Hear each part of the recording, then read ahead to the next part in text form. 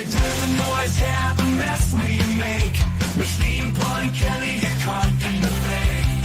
Facts and logic with a twist of chest. Strip it down to truth, yeah, forget the rest. Humor pulls the lies right out of the park. Look beyond the shadows that set the dark. Sparks of laughter fire up the night, bringing clarity when they blur the fight. Cut through the chaos, yeah, the tangled lies. Steampunk Kelly with a set of clear eyes. Truths and jokes gonna rock this show. Step into light where the real facts glow.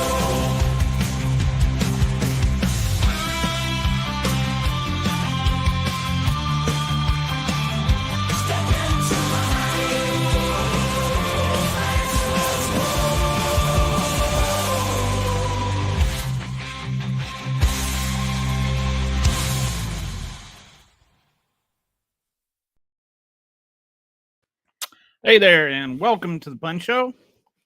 Hope you're having a splendiferous day.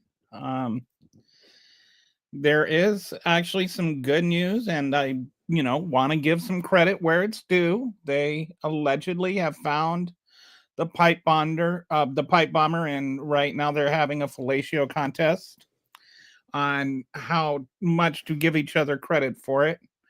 But credit where it's due. They found the guy. It was not at the forefront of my concern, and it doesn't seem to be anything related to what they thought it would be, which was some massive FBI cover-up. But still, they got the guy, so give them credit for that. And there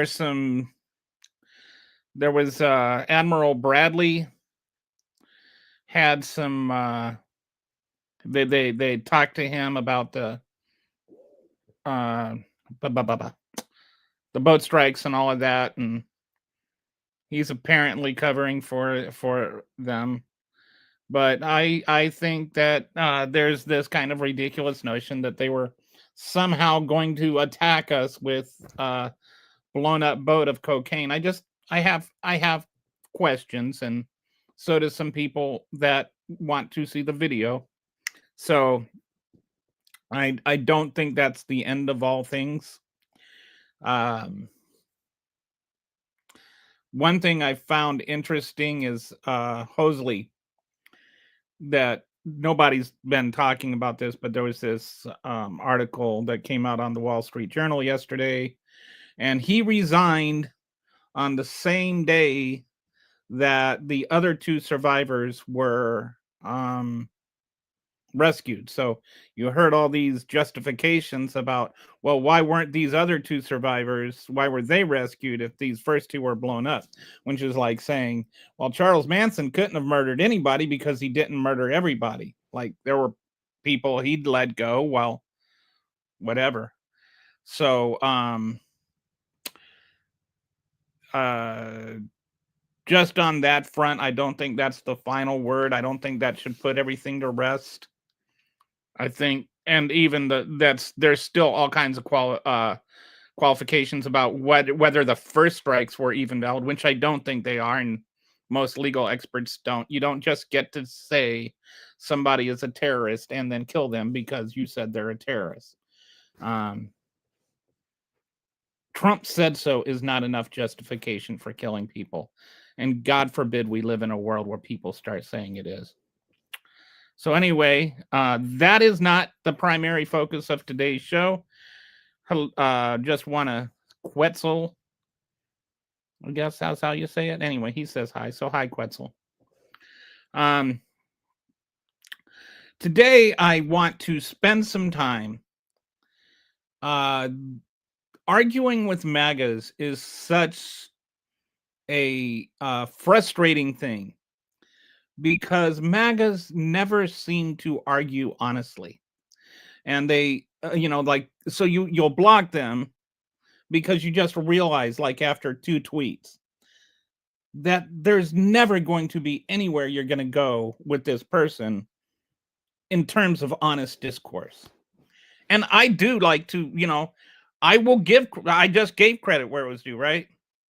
Like, I will give credit where it's due. I will be convinced by facts. I can change my mind. I can learn. But with some of these people, it's like no matter what happens, they refuse to accept new information. They refuse to learn. They refuse to acknowledge actual logical points, and they just start moving on. So I want to talk. I got to just thinking about this, and I asked some people some questions on Twitter, and I was going to just do a top 10 list of the dumbest arguments, and I ended up deciding, it's more about the thinking, because there's multiple examples of each kind of fallacy they love to use. So I put together a slideshow. Hi, Kitty. I put together a slideshow of the 10 most common MAGA fallacies. They're not actually the most common. These are just 10 that I could think of. And I tweeted out, and posted out on Threads and Blue Sky and Facebook and whatnot. To ask for, like what you're sick of hearing. So a lot of the feedback I got from that are embedded in this. And anyway, if you want to share it with your MAGA friends and family, then you can. But this is just wanted to really discuss about the logical dishonesty of MAGAs and how to expose that. I shared this slideshow in the link for, for all the for YouTube. It's in the description. For Twitter, it's in the in the tweet, and in Threads, and Blue Sky, you can find it on the YouTube description. On Facebook, you can find it in the description. So anyway, what does MAGA mean? Make America great again. It means, people that believe in that philosophy, whatever it is. So anyway, let's start diving into this. The first thing is they always love to say whatever is, and then they'll have an insult. And this is called an ad hominem attack. And that's a logical error where you attack a person's character, motive, or other attributes instead of addressing their argument. And this one is very, very common. And it's also very, very just obtuse. And I just wanted to include this one because it's so ubiquitous. And like a good example of this is Sleepy Joe, right? Like, it's just taking a smear, and it's never accompanied with a actual logical thing. It's not like, well, Joe Biden was sleepy, so he wasn't cognizant, and so he made this mistake, and blah blah blah. And it ignores Donald Trump now literally falling asleep in his own cabinet meetings where people are praising him and all that. But anyway, this also includes things like libtard and, oh, I suppose you voted for Harris, and like all the different things they do that just are, different insults. And it's like 95% of MAGA retorts just fall under this umbrella of ad hominem attack. And anything that you say to attack a person rather than address their argument is an ad hominem attack. Ad hominem. I'm not even drinking. Ad hominem. It's a hard word to say. Say that 10 times fast. Ad hominem. Can't even say it 2 times fast. Anyway, that's the first one. That one is like very easy to address. I think everybody understands it, so I'm not going to spend any more time on that. The second one is, what about, and then just Bill Clinton, what about Hillary Clinton, what about Joe Biden, what about Kamala Harris? Every time you point out a criticism of Trump or Republican or whatever, there's a whataboutism, what about this guy? Why are you okay when he did that? And this is a fallacy called a whataboutism. The technique or practice of responding to an accusation or difficult question by making a counter conversation or raising a different issue. So like the one that they have been using lately is when you talk about the Epstein files, They're like, what about Bill Clinton? He flew on, the Lolita Express 27 times or whatever. And it's like, what about him? If Bill Clinton raped little girls, send him to prison. I'm not defending him. I don't see anybody. I have not seen a single prominent person stand up and say, we need to, keep this covered because of Bill Clinton. I haven't seen any Democrats. Like, there's all this rhetoric about, when have Democrats said that they don't want to release the Epstein files? They weren't trying to prevent the Epstein files from being released under Joe Biden. They were just under a court order to not release them. They're like, because the Maxwell case was still pending, or the Maxwell appeal was still pending. And yeah, I think both sides of the aisle do whataboutism. But I don't think that both sides of the aisle do them equally. And I think there's also a kind of a difference between whataboutism. Anyway,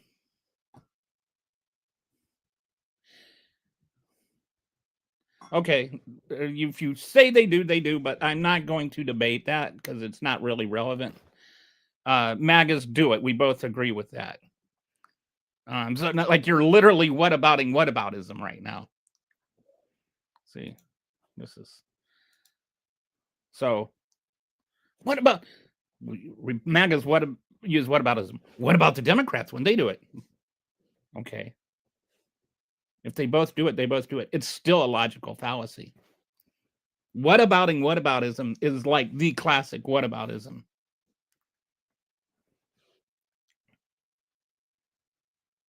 But the whole Clinton in the Epstein files things is a classic whataboutism. Most of the times that you see Republicans using whataboutism, it's also a false equivalence. And I think that's like, nobody's defending Clinton. Nobody's saying that none of the Democrats are saying we don't want to release the files.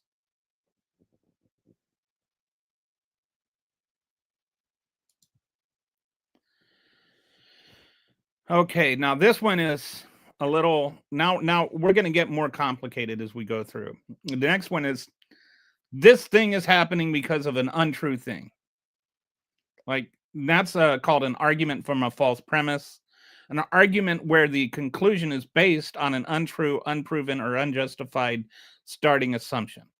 And a good example of that is the whole, illegals are voting, right? Like, you always hear so much about, like, from the America First people and from the what's the replacement theory, and Democrats are importing immigrants, and they're just trying to lie about immigrants coming in, or they're just letting the immigrants come in so that they can vote illegally.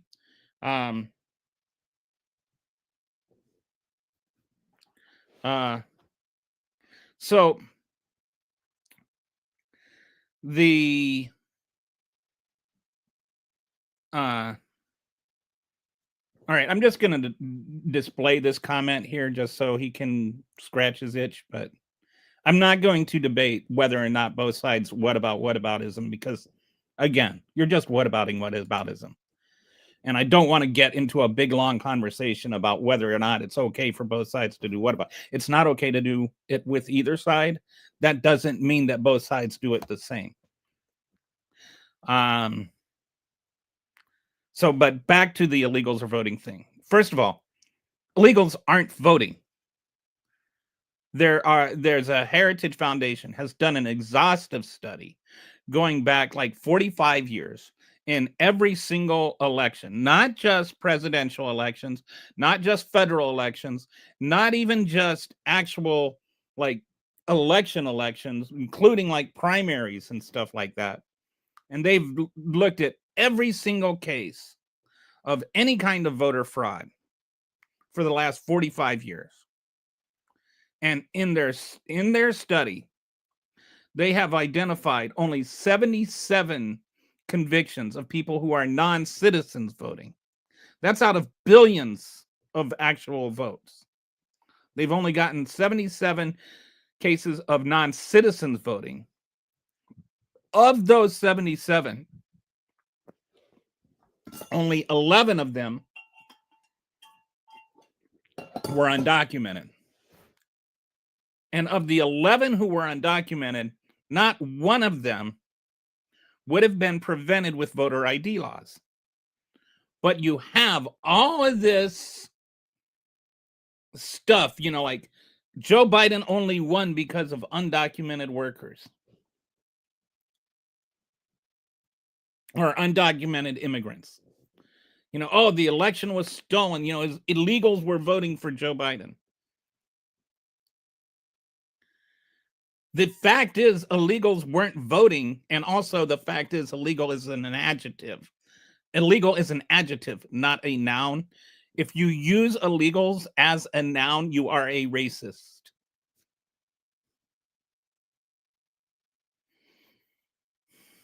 People are not illegal. People can do things that are illegal, but people are not illegal. But all of this is done to gin up fear, to gin up hostility, to gin up support for your voter ID laws, which would not prevent a single undocumented immigrant from voting. Voter ID laws have absolutely no effect on illegal voting. Like, people need to understand that. And when you use this fake argument that, oh, well, what's keeping illegal people from voting? You want to know what's keeping illegal immigrants from voting? Number one, common sense. If you're here illegally, the last thing you want to do is draw attention to yourself by trying to vote illegally. Like, number two, voting illegally is like really, really hard. You have to, you would have to know that you could imposter somebody else, that person, you'd have to know their address. You'd have to be able to know that they're not going to vote. You'd have to be able to somehow secure way to register to vote as them. You'd have to register with your own address, probably. Like, you'd have to go through so many layers of things to where you could eventually get caught.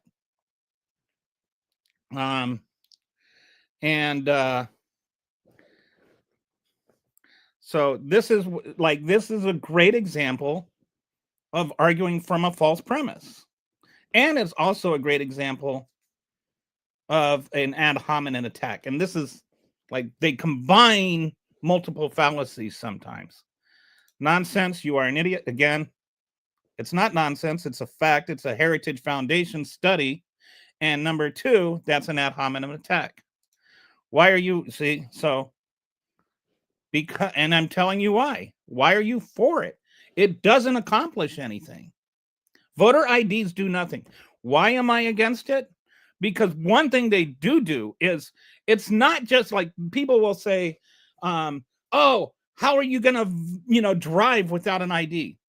As much as 15 to 20% of the population at any given time does not have a current ID, meaning their name has changed. Who gets changed? Who changes their names the most often? What classification of people changes their names the most often? Well, it'd be women, right? Because women get married. And when women get married, they often change their name. And when they change their name, they might not change their driver's license right away. They might not change their ID right away. And so they have to go to, get their voter ID changed after they get married. It's not like they're trying to vote illegally, but you're making them take this extra step, leap this extra hurdle in order to vote when it doesn't do anything. The voter ID laws are not designed to make sure that only people that people can only vote legally. Voter ID laws are designed so that you can dissuade certain groups of people from voting over other groups of people. And, you know, historically, it hasn't worked as well as they would want. But there's a reason that voter ID laws exist, and it's not to protect the election process. It's to keep certain groups from voting. It's to change the election outcomes. All right, so we've got all kinds of yelling going on here. Okay, why do I need an ID to buy cigarettes or alcohol, but don't need one for voter ID? I think I just answered that. You're dumb as rocks. Again, ad hominem tech. He cannot answer you intelligently, even though I answered it. So this is just denialism. Most people in places like New York don't drive because of mass transit. There's a lot of people that don't have driver's licenses, but do have state IDs. This is not so much, but there are some people that probably don't. I think it's like 1 to 2% of the population doesn't have any kind of photo ID at all. But it doesn't mean they're not born here. And for some people, it becomes like a poll tax. Like, you don't have your birth certificate, so you can't just go and get a voter ID. You have to get your birth certificate first. And that can take time and that can take money. So it becomes a poll tax. So it becomes something that's, fundamentally unconstitutional. Like, there's no, and again, it accomplishes nothing.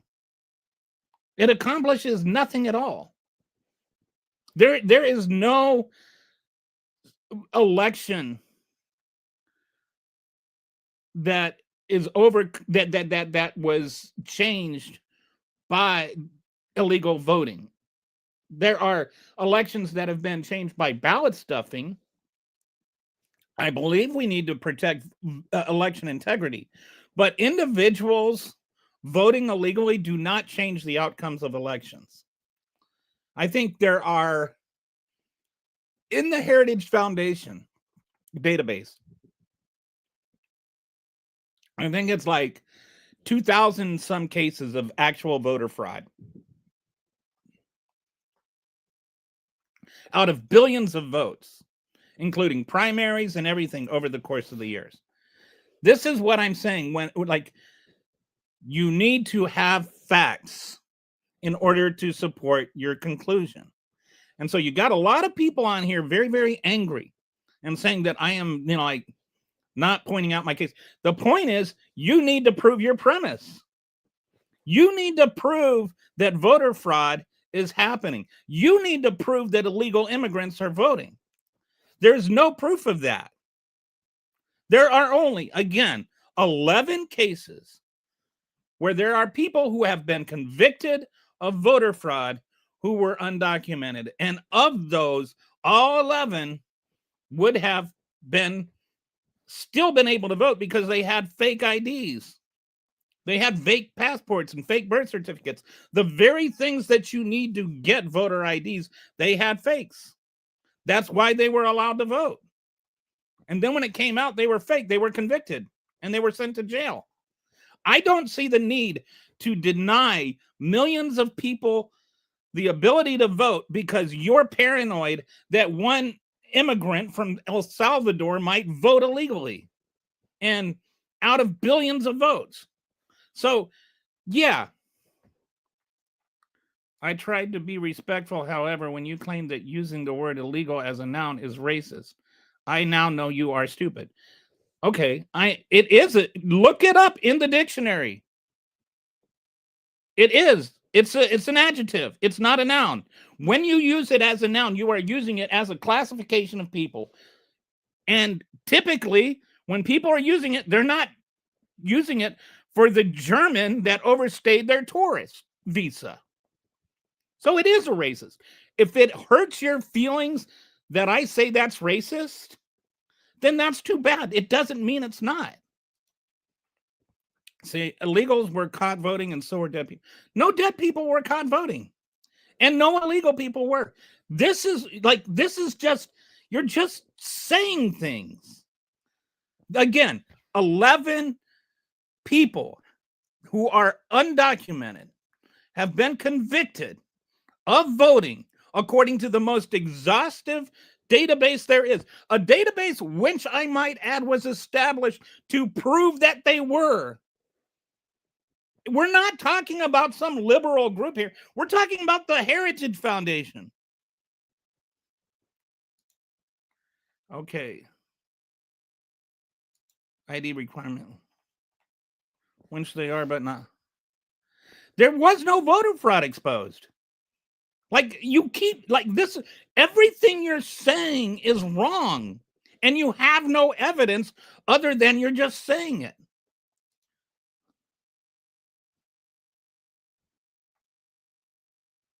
The Latino call, I don't know who he is.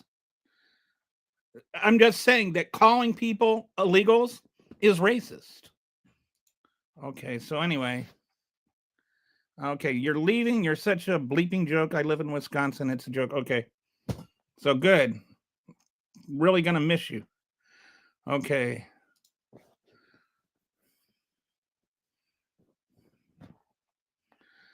Okay. Okay, I think he left. I think he followed through on his promise. It is a race. Like, this is, I mean, I'm so glad that he jumped on here and kept repeating the same false premise. Again, I'm just going to say this one more time. 11 people have been convicted of voting who were here illegally in the last 45 years. That is a fact according to the most conservative database that there is on this very topic, which was set up to prove that people who are here voting were people who are here were voting illegally. Like this, they tried to prove it. And what they proved is that voter ID laws do not change voting outcomes. I have proven my point. The Heritage Foundation study. Look it up. The evidence is only 11 undocumented people have voted in the last 45 years. Only 11 undocumented people, have been convicted of voting in the last 45 years. That is evidence. That is a fact. Aggrievement is fashionable. I don't know. Anyway, so this is why communist boomer. I am neither communist nor a boomer. I am Gen X, dude. And I am not a communist. I have a feeling that, but this is what I mean. Again, ad hominem attack. That's what that is. Ad hominem attack. That's what they, like, almost everything they do is a resort to ad hominem attack.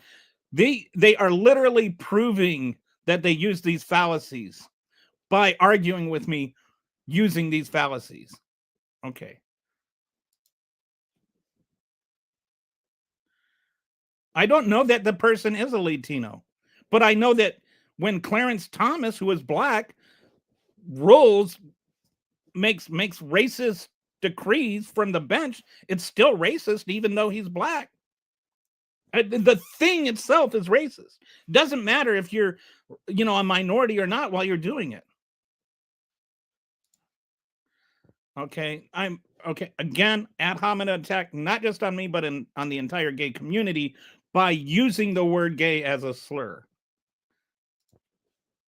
Trump is literally doing communist things such as having the government owning part of private companies like TikTok. Exactly. Okay. But I'm not using a whataboutism. I didn't say what about anything. Anyway, so we're going to go on to the next fallacy, which we're just going to get. Okay, so we're going to have more fun now.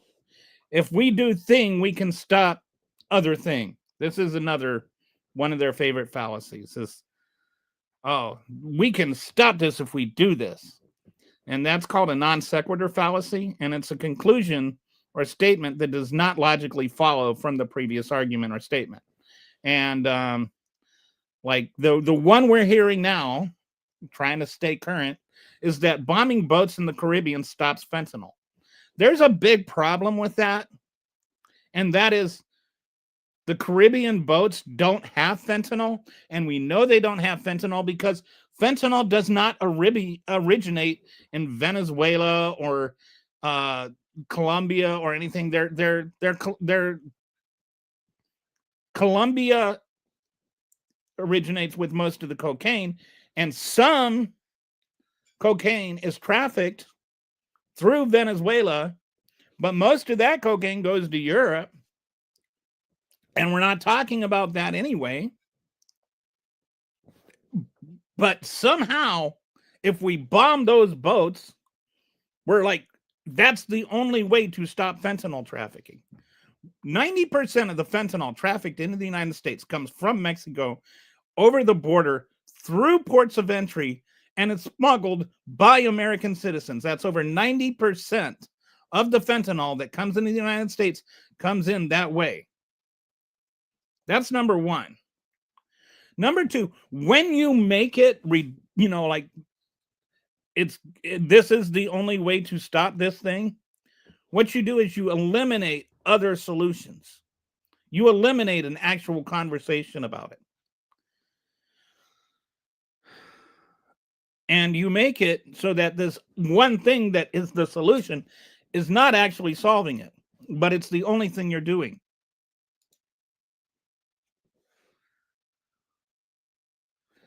Anyway. I wasn't talking to you. There was somebody else that said communism. Let me go back. This guy, I was talking to this guy. He called me a communist boomer. Okay. The show's not just about you.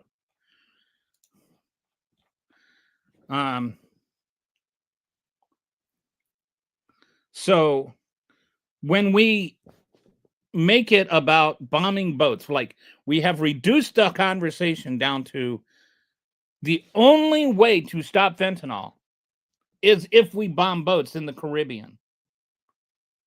But the conclusion doesn't follow the logic. The solution doesn't solve the problem at all.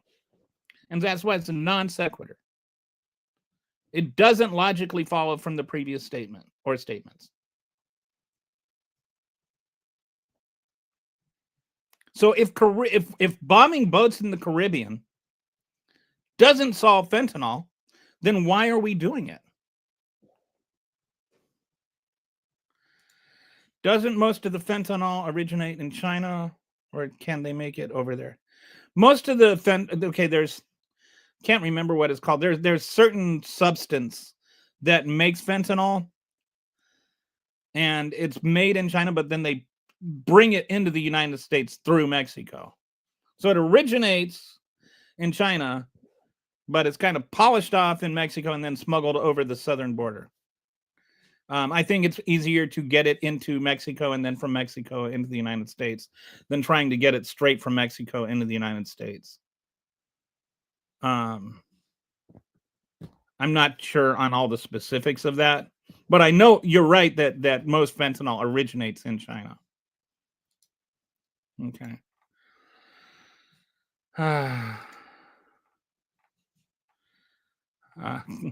Okay, so we're all reconciled on the communist boomer thing. Okay, precursors. Okay, so got that one. Yeah, the chemicals to make fentanyl come from China to Mexico, and then it's made in Mexico, and then it's smuggled into the United States or something like that.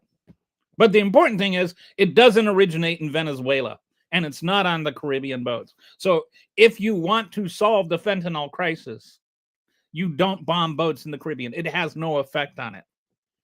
And there's other things like that, like going back to the, like voter ID laws. Like, if the problem doesn't exist, then you're not solving it by these voter ID laws or whatever. A lot of times they, especially like under Trump, both this time and last time, there's like, he comes up with a solution like a border wall.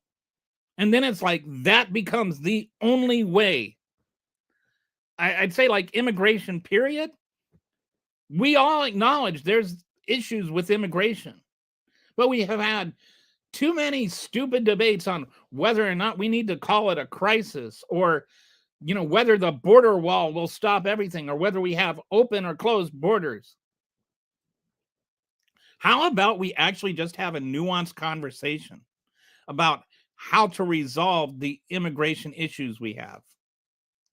Like, kicking out all the undocumented migrants and all undocumented workers is actually really, really terrible for the economy. Like, that's a fact. Every single economist that will do any kind of in-depth study on this will tell you, and have told you, Wharton has said so. There's several other studies that have shown it's going to cause like a 6 to 10% decline in GDP over the next 10 years.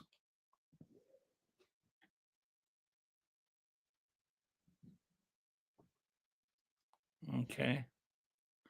So, bombing boats won't solve fentanyl, and we need to get away from these non sequiturs. When they tell you that this thing will solve this thing, just call them out. That's a non sequitur. Okay. And this is related to it. There's two aspects to this, right? One is saying this will solve this when it's not actually the solution. And then there's also the single solution bias, which is a cognitive tendency where individuals or terms permanently commit to a particular solution or a class of solutions without thoroughly understanding the problem or evaluating other viable alternatives. So one is like saying it is a solution. Excuse me, reflex. One is it is a solution. The other is that it's saying it's the only solution. So we go from bombing boats in the Caribbean will solve the fentanyl crisis to bombing boats in the Caribbean is the only way to solve the fentanyl crisis. Right? So bombing boats don't actually stop any overdoses since they don't have fentanyl. But also, let's not ignore, fentanyl overdoses were already well on their way down. They've gone down 25% over the last 4 years. And that's because of things that happened. Like an actual nuanced, complicated, multifaceted approach to a solution, including increased border security, including things like increased ability to detect fentanyl, equipment that detects fentanyl, or equipment that detects when people are crossing where there aren't guarded borders. Like, there are actual things that have actually been done to prevent fentanyl from being trafficked. And can't remember what it was, but there was a whole lot of fentanyl, like 400 million doses that were captured during Biden's presidency. And every time they would seize fentanyl, you'd have Republicans sitting there talking about that just proves that the borders are open. Like, somehow seizing the fentanyl meant that they were getting it through. Okay, so that was one thing. It was just border security actually helped catch fentanyl as they were smuggling it. Didn't even have to murder anybody to do it. The second thing is they did a lot to increase Naxaline and Narcan access, which is like the emergency, like take a shot if you're overdosing. And they made it much more accessible and much easier for people to get. And so that had an impact just in terms of, immediate medical help for people that were overdosing. The third thing is treatment and recovery expansion.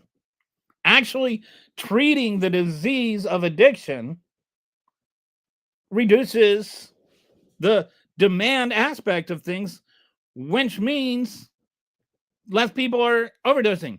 If fewer people are taking the drug, fewer people are overdosing on the drug. It's kind of makes sense.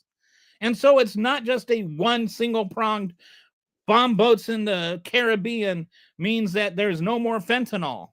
It's not magic. And by the way, if you want to talk about narcotics too, I was doing some, like research on this today.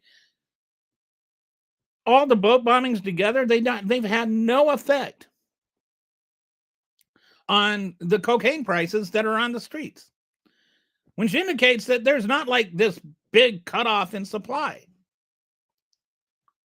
There's not, that's not actually accomplishing anything other than killing people. So, Darth, it is actually coming from China to Mexico. Why aren't Mexican port authorities ridiculously checking the shipments from China, or don't they care? And is there anything that's, I think, like this is what I'm talking about. I think that's a valid question. And I think that when we start locking into single solution biases, then we're not looking at other things that we can do. I think that maybe under both Biden and Trump, there has been some cooperation with Mexico to do this, to try and restrict it. I think that Biden accomplished it through diplomacy, and Trump accomplished it through threats. But I think, yeah, we can do things to reduce that by working with Mexico. And I mean, that's a valid point. Okay, Trump.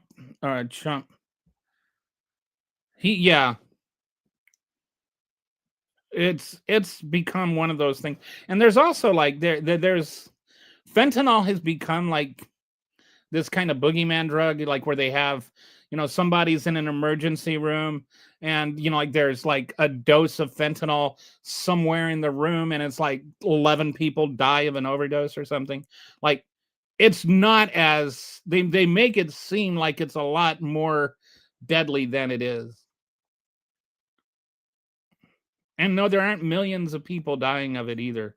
It's like, I think last year there were 75,000 overdose deaths overall, like including fentanyl and all other drugs. So I'm not entirely sure of this, but can drug sniffer dogs smell off fentanyl? I don't know. If so, can the USA train the Mexican drug sniffer dogs to actually? I don't know. But you know what? Maybe what they could do is whatever they have this new kind of detection stuff they're using at the border. Maybe they could share some of that detection stuff with Mexican, port authorities. Like, whether it's dogs or electronic equipment, like sharing and maybe they're already doing it. If you come back tomorrow, I'll take a look at some of these questions. I think they're valid questions. I'll look at it and bring it up tomorrow. I try to, like, especially when it's good questions, I always try to research and find out the answers for everybody. Okay. I made a typo here. So, but like this thing only happened because of Biden. Like you'll see a lot of these kinds of arguments. Like they'll just blame Biden for stuff. And that's called a scapegoating fallacy, and that's an informal logical fallacy where a person or group is unfairly blamed as the sole cause of a complex problem, often as a way to avoid responsibility or to deflect blame from the actual causes. And like a couple of examples are the Ukraine and the Gaza and the wars in Israel and or the wars in Gaza and Ukraine. Learn how to talk, Kelly. Like both of those wars go back centuries and have a complex geopolitical reason for it. Russia has always valued the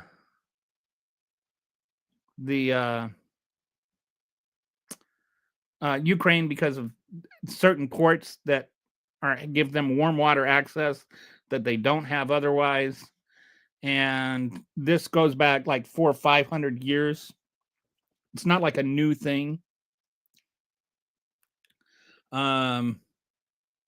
Ukraine has both its own identity, but because of the overlap with Russia over the years and sometimes being conquered and not, it also has a strong Russian population with a Russian identity. The closest thing I can think of that, like maybe people would understand or might have some kind of understanding of is Ireland, where there's like both the Irish and the British and, the Protestants and the Lutherans. Although this doesn't so much have a religious component, but there is, or the Protestants and the Catholics, I'm sorry. But there's components to the Ukraine and Russia conflict that have a lot more to do with historical things that go back hundreds of years, and then there's things that started after the Cold War with treaties that were signed or not that weren't signed. Putin feels that he was ripped off and Russia was ripped off, and Ukraine was at the time the second largest nuclear power in the world, more than Russia. They had more nukes than Russia. And they gave up their nukes in order for protection from Russia. But there's all kinds of things that go on involving like other countries like NATO, and to make this all just about Biden is to ignore the history, and it's just overly scapegoating. It's a way to make it Biden's fault to get people to blame Biden for their own political purposes. The Ukraine war has nothing to do with Joe Biden. I'm just going to tell you, Russia did not invade Ukraine because Biden was president. They would have done the same thing if Trump was still president, unless Trump just, conceded Ukraine to them, which he's already trying to do anyway. It's an oversimplification, and it's also like just blaming the whole thing on Biden, which it's not his fault. Same thing with Hamas did not go into Israel on October 7th because Joe Biden was president. Joe Biden didn't let that happen. But, now we got like no new wars president sitting there trying to talk about invading Venezuela. But somehow Joe Biden started two wars that he had nothing to do with, and which America didn't participate in. But now we're at war with cartels or something. And you see this a lot, like with inflation, with jobs, with anytime that anything goes wrong in the last 5 years, it's all because of Biden, including stuff that happened while Trump was president. Somehow the inflation that was caused by Trump's tariffs are Joe Biden's fault. So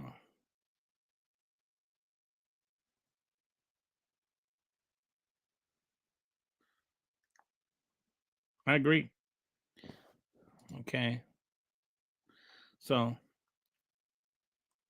so anyway, that's the scapegoating fallacy. We've addressed that. You'll notice that a lot. You know, they love to blame Joe Biden for everything. Okay, so then the next thing. This one is this one just really grates me.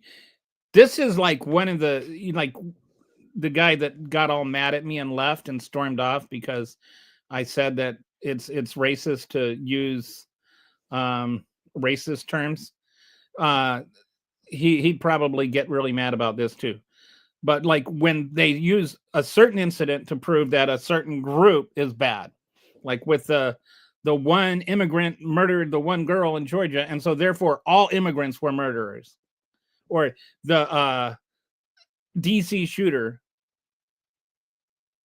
was an immigrant, so we need to go and look at all these 19 countries and stop or stop any immigration. We're going to put a freeze on all asylum, like, because one guy did one thing. And that's called a bigoted generalization fallacy, which is a kind of specific of what's called a hasty generalization fallacy that is rooted in prejudice. This occurs when someone draws a broad, unjustified conclusion about an entire group of people based on a small, unrepresentative, or biased sample, leading to the stereotypes and prejudice. So, like the DC shooter, there's been, of all the people that came over from Afghanistan, as far as we know, there's only been one that actually did anything like this, right? And he was, according to Pam Bondi, radicalized here. Whether he was actually radicalized or whether or not he just had mental health issues stemming from the fact that he helped murder his own people in Afghanistan might have had some long-term mental health repercussions for him, and then we as a nation couldn't take care of his mental health. But somehow everybody in Somalia is to blame. The way that Donald Trump talks about Somalia because of this incident, calling them garbage or whatever. It's just, now it's anybody that has immigrated in here and is darker than Stephen Miller is suddenly a murderer. This is called a bigoted generalization fallacy, and it's one that MAGAs love to use. It's like, you're just for murder now if you think that immigrants aren't terrible people. Oh, whoops, I forgot to change or update my thing there. My uh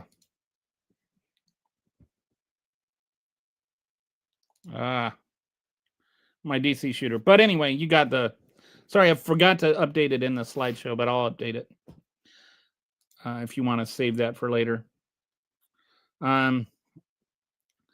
The other thing, the next thing is I want to talk about is a complex thing is all because of one thing. You know, they'll talk about the immigration or whatever, and that's called a reduction fallacy, the logical error of oversimplifying a complex issue by reducing it to a single cause or component. And this one is, you know, like the example I'm using here is Biden's inflation.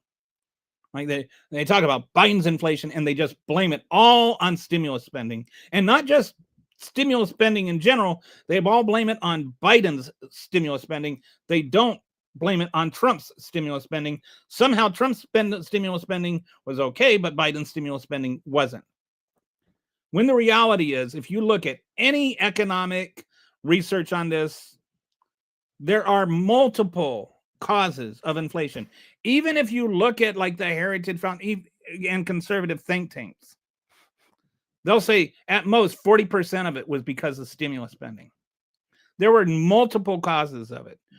There was the global supply chain disruption and energy price shocks. Those were the two main things, actually.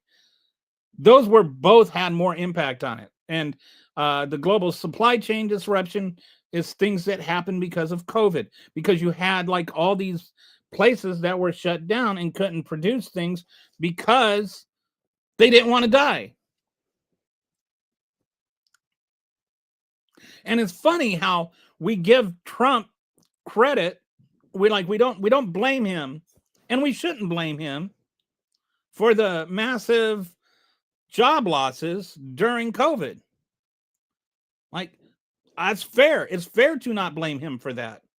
But it's also not fair to blame Joe Biden for the cascading inflation that came as a result of those same job reduction, not just nationally, but internationally.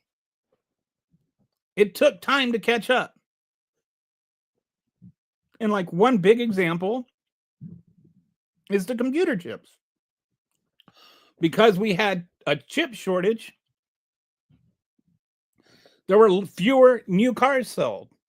And because there were fewer new cars sold, the price for those went up. And because the price for those went up, people that were looking for cars and needed a car had to buy used cars. And so the price of used cars went up. Then another thing that happened was the energy price hikes due to the war in Ukraine. And that disrupted oil supplies in Europe, which made the price of oil go up, along with the fact that OPEC Plus had cut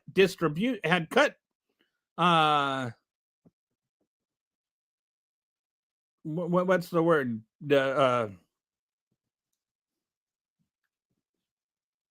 They cut how much crude oil they were getting out of the ground. I can't remember the word right now. My brain is not working. But there was less oil as a result of that. And then there was less oil as a result of what happened in Ukraine. Meanwhile, in the US, domestic oil was actually going up. We were producing more oil even than we did under Trump. And under Trump, we had record highs. We were producing record oil amounts under Biden.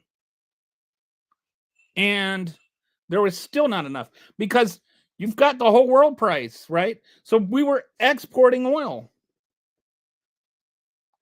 We were exporting more oil than we have ever exported in our history because Europe needed oil and they were paying more for it. You might as well blame Joe Biden for capitalism. The international price of oil per barrel was up. And that raised the price of gas, and that raised the price of energy. Right? You can't blame that on Joe Biden. Then you had corporations that were like cooperating with each other, that had, like 3 or 4 corporations, which basically had a monopoly on certain products, and they were agreeing to raise their prices together because prices were already going up and because Joe Biden was being blamed for it. So you could like get more money and have somebody else blamed for it all in the same fell swoop. And there was stimulus spending. Stimulus spending did have an effect on prices. But you can't say that the inflation from stimulus spending, or that the inflation was caused by stimulus spending, and then not give Joe Biden credit for the stimulus that created the jobs. It's like they want to have it so that the jobs were just going to happen anyway, but the inflation wasn't. There is just a lot of dishonesty in Biden inflation. And by the way, both Biden and Trump signed stimulus bills. So making it all about Biden, there was a lot that went into inflation. And reducing it down to a single thing like, oh, Joe Biden signed the bill is just dumb. And if you ask any serious economist, they will tell you it is just dumb to do that. Okay. Okay, so all right, got some. We had pandemic response team stationed in China that would have contained the outbreak in Wuhan, but Trump disbanded them, bragging that he didn't want to pay people just to stand around. That is, I've really tried to, like look into that and see. I I have to wonder if there's like parallel universes where COVID never happened, or whether it was just, boy, dodge that bullet. Over 3 million people died and lasting worldwide economic troubles were created, all because of the reckless and ignorant the decision by Trump. And whether or not it was just the Wuhan virus, I will say we as a nation had the worst performance under of COVID. We had the worst COVID performance. And a lot of that has to do with Trump. Even if it's just his, slamming masks and talking about how it was just the cold and diminishing all of that. And there are all kinds of studies that show that counties where they had mask mandates had a lower mortality rate and had a more lower rate of COVID infections. There are studies when show that the more like the redder the county, the higher the mortality rate was. More people died of COVID. Um, like one study was about masks and the other was about who you voted for. Another study that showed that red states were less vaccinated, or red counties, red precincts were less vaccinated, and those had a higher mortality rate. Most people, like 99% of people that have died of COVID, weren't vaccinated. Whether it was before or after the vaccines doesn't really matter because they weren't vaccinated. Vaccinations save lives. It's not the president's job to control inflation. The Federal Reserve can try to control inflation. I don't like the Federal Reserve isn't really there to control inflation either, but it does try to control inflation. But yeah, you're right. I think that regardless who the president is, sometimes we put too much attention on the president in terms of inflation. The one place where I will make an exception is when you have tariffs, because when you have tariffs, that's literally designed to cause inflation. And so when you have a president unilaterally imposing tariffs, and then inflation follows, you can pretty much blame that on the president. MAGA is a cult and a terrorist organization. Who sanctioned Russia and created the shortage in Europe? Well, you're talking about this in isolation. Who invaded Ukraine? Like, there was a reason that Russia was sanctioned. The overt corruption of today has been like Trump's corruption is unreal. He's made literally billions and billions and billions of dollars, like $11 billion off of the being president. Sweden didn't drink the COVID. I'm not going to debate that. This is actually what we're talking about right now is historical revisionism. There's no COVID Kool-Aid, and Sweden didn't have the lowest mortality, and there was like all kinds of the reason Sweden did better is they didn't need to be told. They wore masks without being told to wear masks because they just thought, I want to go exist in a society where I don't have to kill people. All right. So anyway,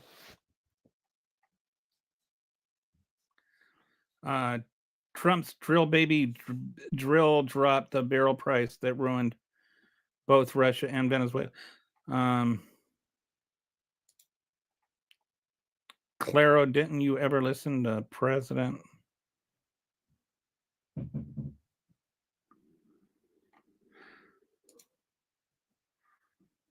Don't look at the WHO studies. Okay, I don't know. This is what I'm talking about, historical revisionism. You've got somebody here that is just cherry picking data and trying to prove that COVID was a hoax or whatever. And ignoring the fact that like millions of people died of it. But the thing I wanted to mention as an example of historical revisionism is the Russia thing, where they try to act like Russia didn't actually interfere into the 2016 election and that it was all just something drummed up by Hillary Clinton and Barack Obama, and it was all this way of trying to undermine the Trump presidency in the first term, when even the Republican-led Senate investigation established that Russia interfered with the 2016 election and that the Trump campaign had over 100 contacts with Russians or intermediaries. Like, the Mueller report never absolved him the way he said it did. The Barr justification for it. And by the way, Mueller was appointed by Jeff Sessions, who was appointed by Donald Trump. The Democrats were not the ones that set the Mueller investigation into motion. The Democrats didn't start the Russia investigation. The Russian Senate that investigated was a Republican-led investigation. This idea that Russia was a Democratic hoax is wrong on both counts, because it was neither Democratic nor Russian, or nor a hoax. Russia interfered with the election. That's just a fact. And all the Russia stuff that you hear from Donald Trump doesn't change that. And you see this kind of revisionism when it comes to mask mandates, when it comes to vaccines, when it comes to COVID, when it comes to Russia and election interference, when it comes to January 6th, when it comes to, there are very fine people on both sides, to virtually every talking point. They will sit there and they will just shout and shout and shout the same ridiculous nonsense until you just walk away from the conversation, and they will pretend that they were proven right. But they were wrong on all of those. And they're still wrong on all of those.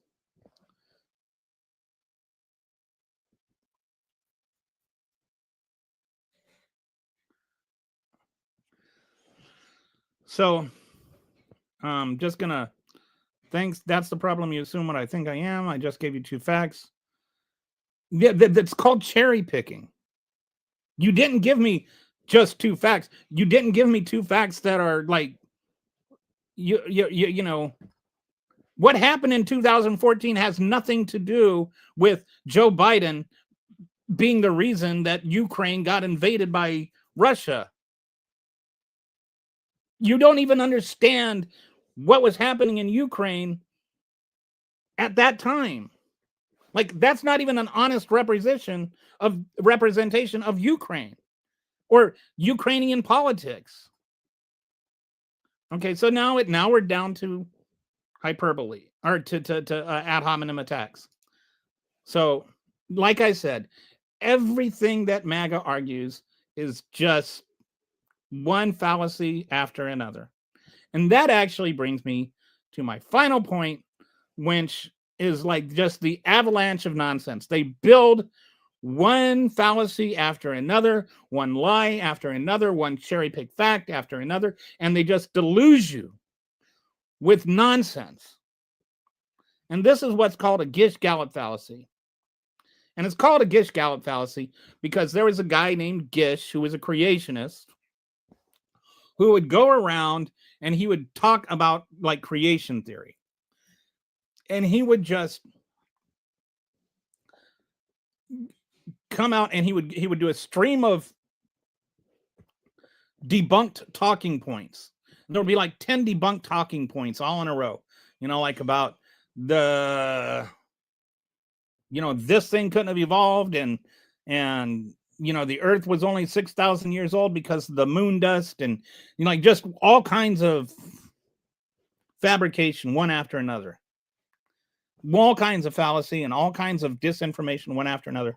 And so he would say so many things that in the person he was debating's rebuttal time, they would not have a time to address all of the fallacies that he generated in like 3 minutes. Like, you can lie a lot faster than you can clarify the lies.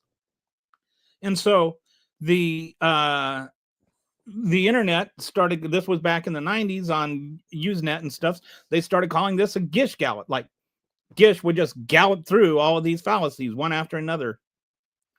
And this is what so much of MAGA is now. You talk to, you watch Mike Johnson give an interview or whatever. They'll just like add 11 different fallacies and lies all in like a 60-second blurb. Sometimes they can pack 5 lies into a 6-word sentence. And if you want a good example of a Gish Gallop fallacy, just listen to any Donald Trump speech. He will just compound lie after lie after lie after lie. So, all right. So here's some things. Okay, so you're a simpleton, ad hominem attack. LOL, you are full of crap, ad hominem attack. By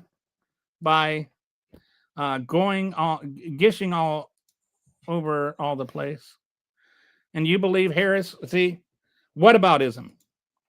And the Dems are so honest, really, like what whataboutism? See what I mean? Like, all the things that I am talking about, the MAGAs in my comments are doing. Like, every single thing is not only, I don't just have representative arguments in my slideshow, I have representative arguments in my comment section. Like, everything. Like, they never take new information and absorb it and then go, okay, well, that makes sense, but what, and then come up with a rebuttal that's logical. What did Trump lie about? Are you serious? Okay, how about Russia is a hoax?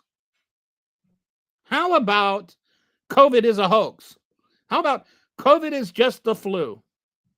How about the phone call was perfect? How about there are very fine people on both sides? Everything that Trump says is a lie. That's like saying, what circle is round? Like, there is nobody that has, they have documented 35,000 lies just in his first term. And his second term, he's gotten worse. Name something he said that's true. That's the challenge. Name one honest talking point he has.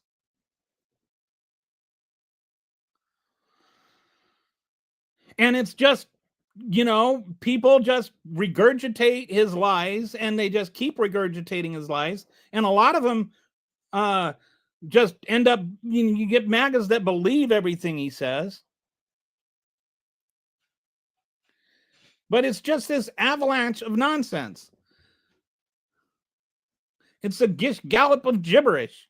And you can't even argue with it. Like, there is just too much nonsense to rebut one at a time.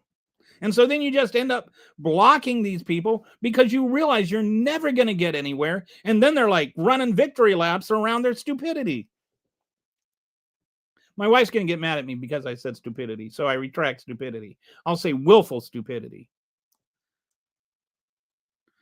So, okay, we got TDS at its finest, ad hominem attack. Both people on both sides are another lie by you, left nut jobs. Ad hominem attack plus the whataboutism.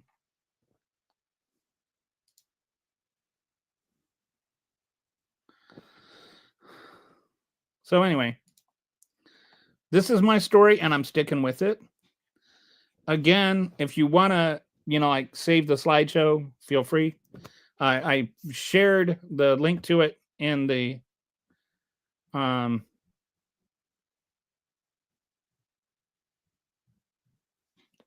I don't know what you mean by play the whole video. I'm pretty sure I was here for the whole thing. I'm not sure what part of the video I missed. I'm the one that's recording it. MAGA is a fascist cult. I think that there's words with there's some things associated with cult where I wouldn't quite say it's a cult. I would definitely agree it's fascist, and I would agree it's cult-ish. But there are a few things that are quite not to cult standards, like people selling everything and joining a commune. But a shy of that, it's a cult. You are attacking us, yet you can't explain any of Harris's. Why do I see? This is whataboutism, and this is actually also this is another fallacy. It's called moving the goalposts. It doesn't matter if what Harris's policies are. It doesn't change that all of these things are still true. And this is not about Kamala Harris. Like, you need to get out of your binary thinking and just, is what I said true? I'm sure they are. What are you? Can you even admit when your party? I don't know if that is addressed at me or not. I don't know. Are you talking to me about whether I can admit when my party is lying? I will admit when my party is lying. But I don't know what that has to do with this. Like, if I can't admit when my party is lying. This is going back to, this is like a whataboutism once removed. Let's say that I can't. This is one of the things I love when they do. They draw this parallel between what you're doing and what they're doing, and they say, okay, you have this double standard, and therefore you are wrong. But in order for me to be wrong by that double standard, you're the one that just said it is a double standard. So you are wrong also. So either we both have a double standard or neither of us has a double standard. You can't have it. I have a double standard, but you don't.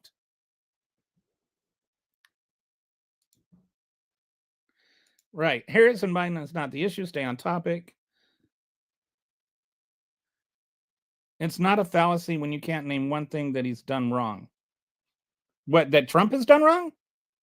He tried to overthrow the country. You've made it when you've got haters. It's a backhanded compliment. Yeah, I think, and actually, like the MAGAs, thank you for joining the show and for commenting. I think you keep things lively and you keep it from becoming a bubble. And you do add to the conversation. You just don't add what you want to add.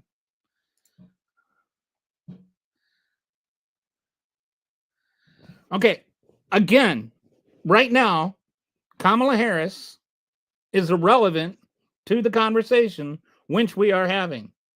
I agree with much of what she said. I do not agree with everything she proposed. And I could very much go through a lot of what her policies are that I agreed with. One example, she wanted to give home care workers, she wanted to, for in-home work, in-home home health care. So like, what was, I'm not using the right words, but like, if you have what you call sandwich moms, right? Where they're taking care of parents and children at the same time. All right. And so then the parents would have to go to nursing homes. So rather than spend more money sending their parents to a nursing home, which neither the parents nor the mom wants, pay the mom with Medicare money to take care of her own parents. Like, just let her be the paid healthcare worker that, it's not, this is not a professional degree. She's not a nurse, but just somebody that's feeding the parents, bathing them, doing all that kind of stuff for parents that would otherwise have to go to a nursing home. That's a policy I think that a lot of people would agree with. And a lot of it doesn't just affect liberals or minorities or whatever. A lot of MAGAs, a lot of tradwives would have been really helped by this. So I definitely could advocate for Kamala Harris's policies, a lot of them. And, and I think she was a better solution than Donald Trump. But we're not talking about Kamala Harris right now. Do you understand that? We're not even talking about Donald Trump right now. We're talking about logic.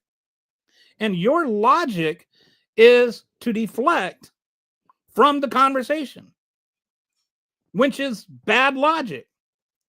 Stick to what we are talking about, Todd. Sure not. You got to blame everything on the guy who just came into the office. No, I'm not blaming everything on the guy that just came into the office. I blame him for what he has done. You blame everything on the guy that just left office, and you blame him since the day he came into office. Again, I'm the one that's saying reductive fallacy is bad. You're saying things I have not said. I never said everything that's wrong with the country is Donald Trump's fault. I never said that.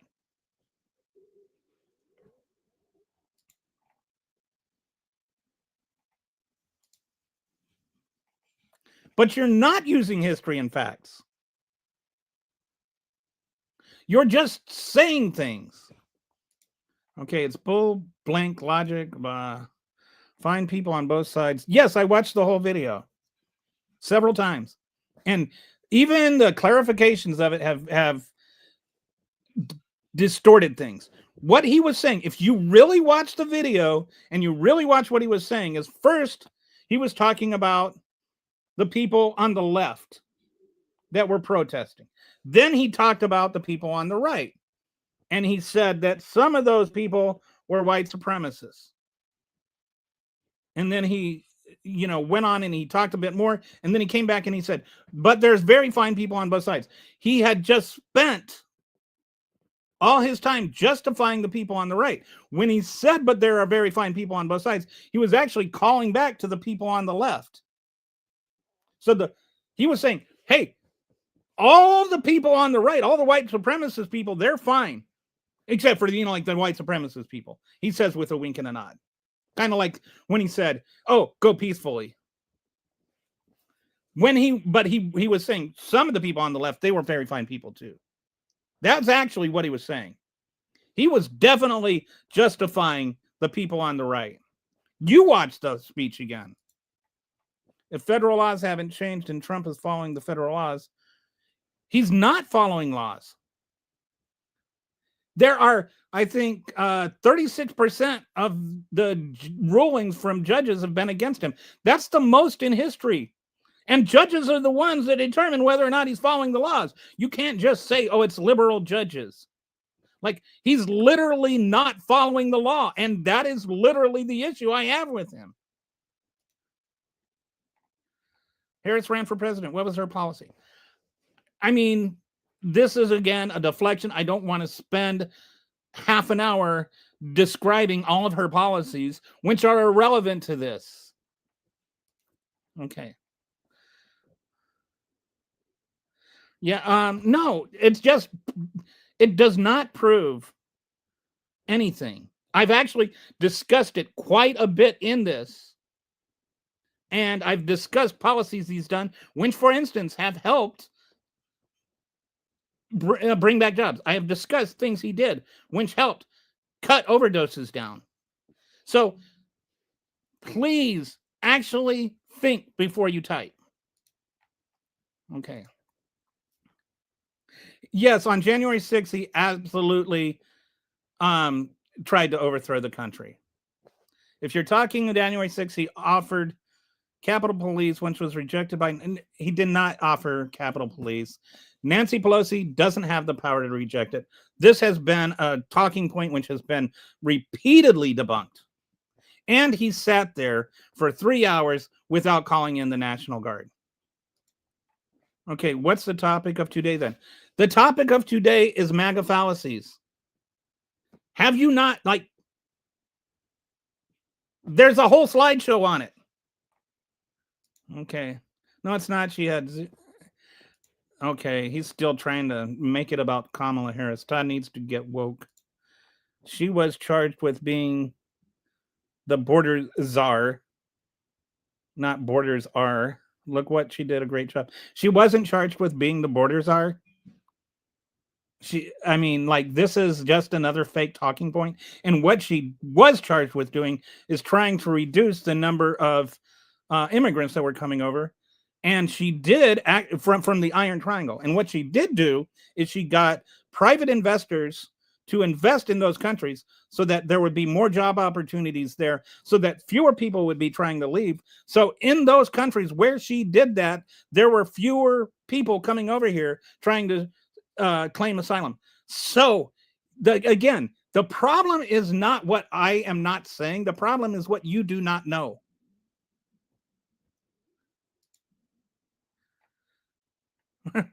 Stay black. Okay. I don't I don't know what that was. She was. No, she wasn't. Okay, the conversation is about MAGA fallacies, but and then this is, like, everything is, they just get, like, MAGAs, they get so panicky when you start stating facts. They can't actually address the thing that you're saying. They'll either just dig in and just repeat the same thing. Kamala Harris was never named a border czar. Like, that's a fact. You cannot establish that she was named border czar. You can't find Joe Biden saying she was a border czar. What you have is people on Fox News misrepresenting what happened and ignoring what she did. She was never in charge of the economy. I mean, like, just, they have it. Like, right now, is JD Vance in charge of the economy? Caregiver, yes. The caregiver. That's what I was trying to think of. The caregivers. She wanted to make them like, like trad moms that are taking care of their moms and their children. She wanted to be able to pay them for what they're doing so that she could alleviate financial concerns for the family, where that person is clearly doing a lot of work, and it would have saved the government money. That's the incredible thing, because that would have cost less money than sending them to a nursing home. Like, what? And this, to me, this was one of the things that she proposed that I thought should have been easily jumped on by both sides. Like, why would anybody be against that?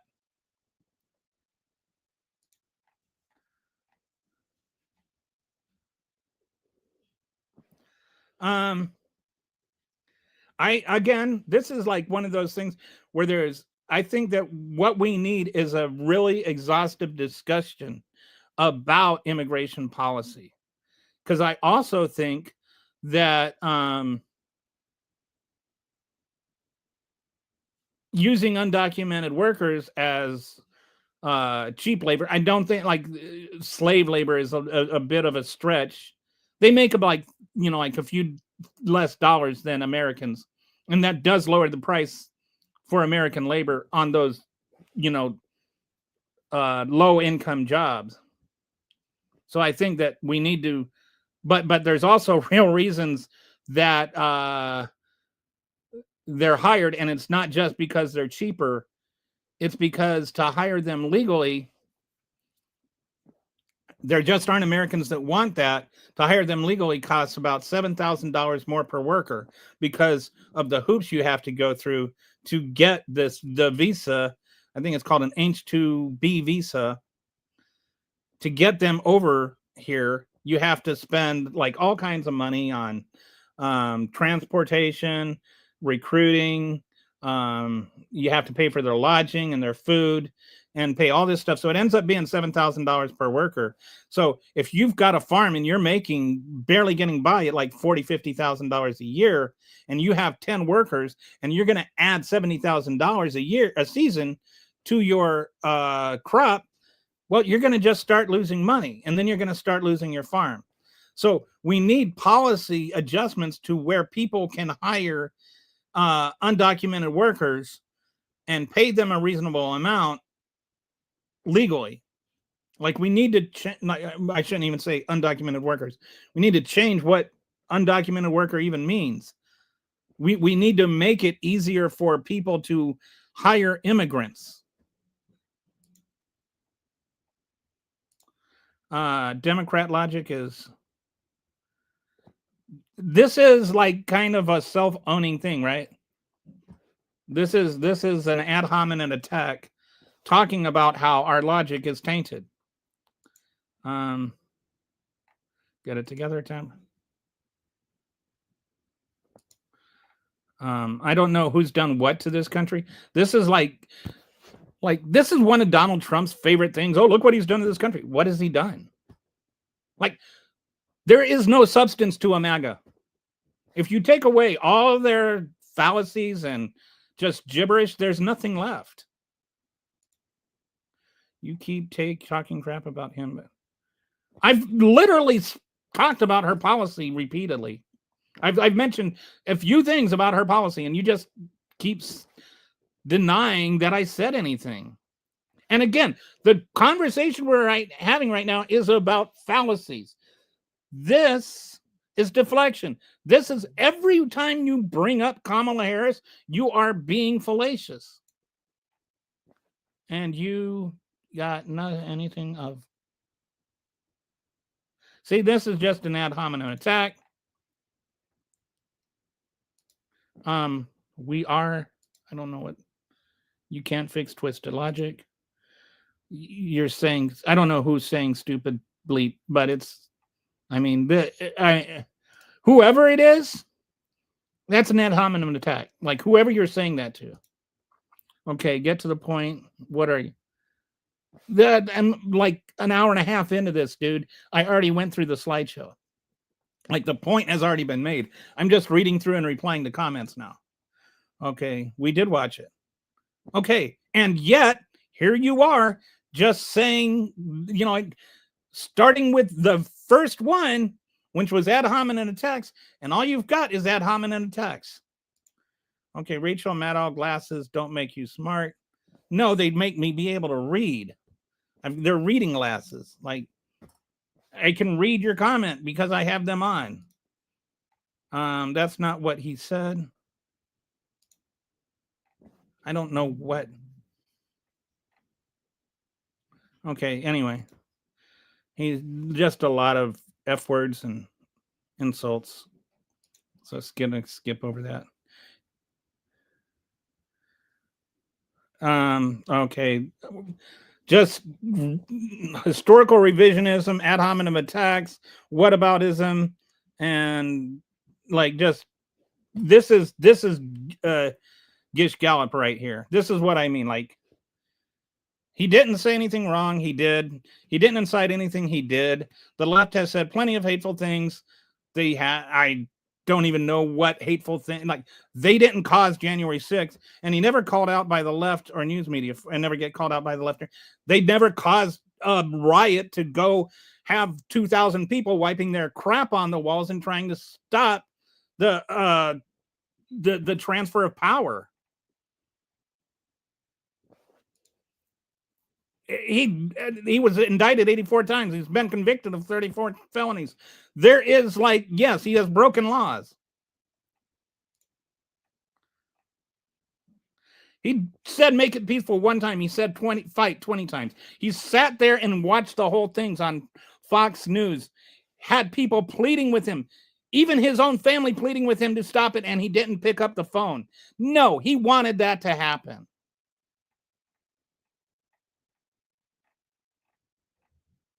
Okay, so I'm just going through. There's a whole bunch of just like they're really getting hysterical here in the comment section. There hasn't looking for this one. Somebody's saying kick Steve out of here. He's definitely getting close. You seriously need to stop watching CNN, MSNBC. They only so this is just another whataboutism, like this denialism, like. This is another thing they like to do is they like to just blame it on CNN or MSNBC or whatever. You're watching too much Fox News. Like my information does not come. I don't watch CNN at all. I do watch MS Now, which is now what it's called. but I get like 5% of my information from that. I actually read. It's called reading. It's when you like read and you absorb information and you research. Like I didn't get this slideshow from MSNBC. I wrote it. She was not the border czar. I know that Fox News and Republicans love to tell you she was the border. She was. There was never a thing called the border czar. It's already been a program. You're so lost. I'd like to feel bad for you, but you can't if you choose to not. So now she feels bad for me because, like, I don't even know what you're. Yeah. Heather and Steve, man, you guys should get married. You would love each other.